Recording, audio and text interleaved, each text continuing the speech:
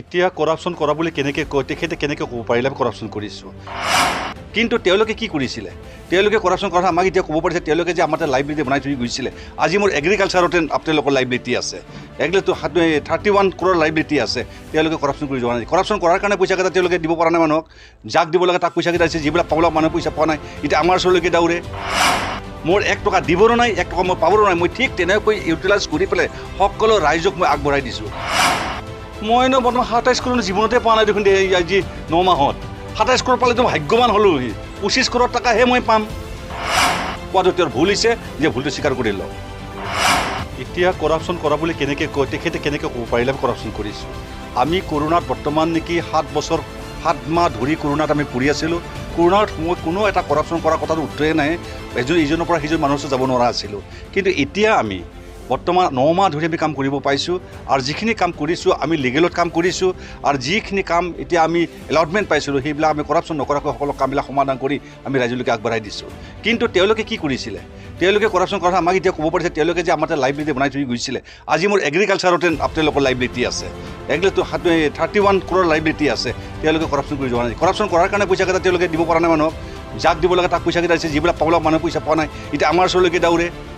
তেওঁলোকে যেতিয়া BPF সেইবিলাক তেওঁলোকে লাইব্ৰেৰী কৰি উঠি যোৱাৰ পাছত এতিয়া আমাক কৰাপশ্যন কৰিলে কেনেকুৱা হ'ব মোৰ ডিপাৰ্টমেণ্টত বিশেষকৈ এগ্ৰিকালচাৰত মোৰ 1 টকা দিবৰো নাই 1 টকা মই পাবৰো নাই মই ঠিক তেনেকৈ ইউটিলাইজ কৰি পেলাই সকলো ৰাইজক মই আগবঢ়াই দিছোঁ তাতে মই কোনো মানুহ বা কোনো ৰাইজে মোক কৰাপশ্যন কৰাবলৈ ক'ব নোৱাৰে কাৰণ মই এজন সৈনিক মানুহ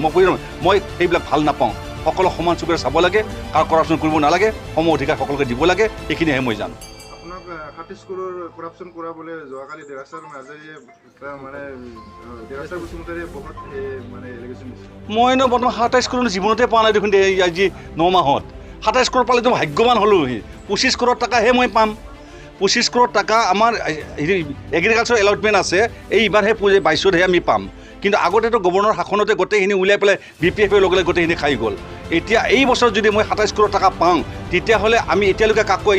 ইছ্যু কৰা নাই আৰু সেইটো আমি আস্তে আস্তে তেওঁলোকক সকলোকে চাই পেলাই সময় অধিকাৰ বিচাৰি সকলো ৰাইজক আমি দিয়াৰ ব্যৱস্থা কৰিম এতিয়া কৰাপশ্যন কৰা কেনেকৈ ক'ব পাৰে 27 crore দিছেহে এইবাৰ যোৱাবাৰতো আমি নাপালোঁ যোৱাবাৰ আমাৰ